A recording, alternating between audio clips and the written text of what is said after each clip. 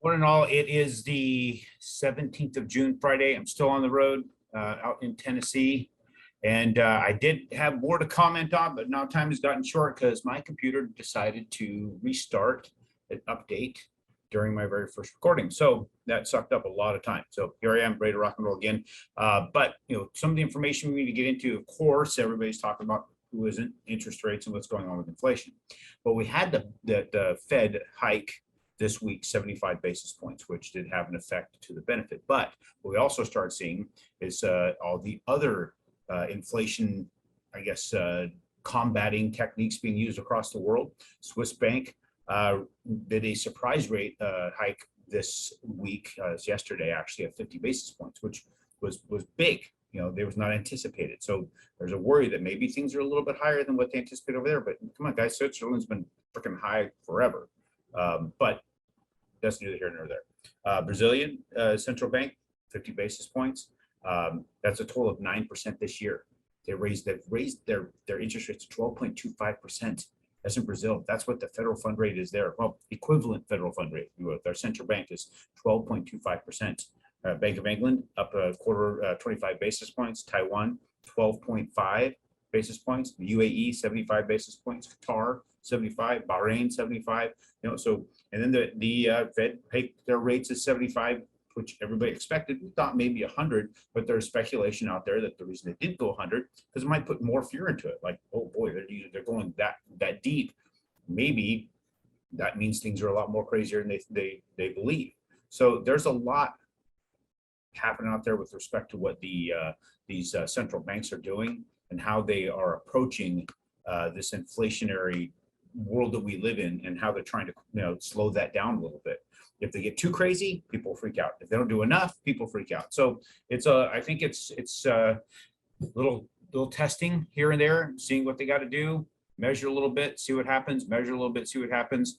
I don't know exactly what it's going to take. I'm definitely not the guy to ask, but a lot of people are asking where I believe interest rates are going to go going forward. That is also hard to say. Not certain what we're going to be up against when it comes to the interest rates. But I do have a thought that maybe, we're probably going to approach that double-digit percentages. I don't know if we're going to bridge over double digits. It might be in the high nines for real estate investors. Maybe not, but there's potential. So let's take a look here at the charts and see what we're staring at. See if I can get this thing where I can do a screen share. Here we go.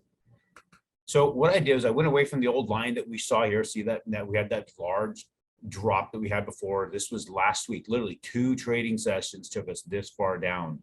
Comparatively speaking, that is a significant amount. That's 200 basis points basically from here to here. That could easily be seen here to here. I mean, look at that. Tons of trading days to achieve that in the past.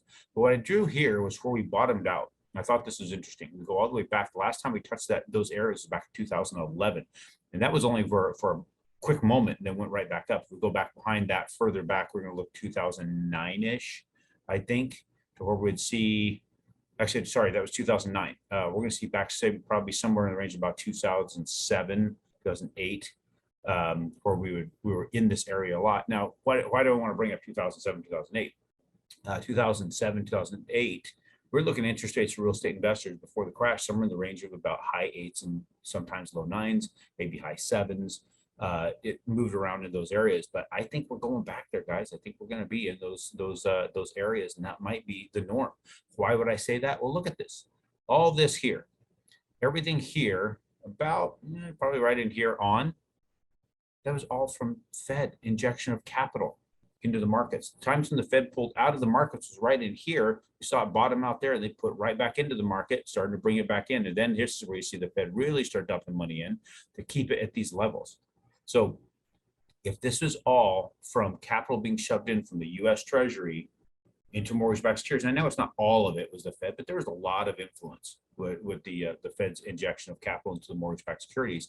If that's what was happening all through this window of time, and we don't have that anymore, I think we're going to go back to where it was prior to all of this, which was back into the 8s more than likely. So get your calculator out. You've got on your phone, you should have gotten the QJO investment tool. You got the QJO investment tool on there. Still run the numbers at 8 8% on there. I'm earning them at 7 right now. So run them at 7, see what the payoff is. When you start seeing how inflation influences the payment of your loan, you're going to see that you're not even paying back what you borrowed because of what's going on with inflation. And I don't think inflation is going to get under control anytime real soon.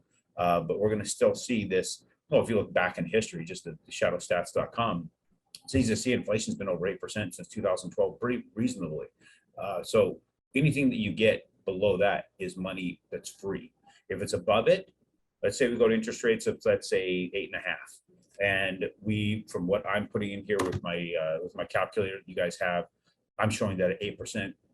Even if we're going off of aaron.chapman inflation, right, which is 8%, we know it's a hell of a lot higher than that, 16-17%.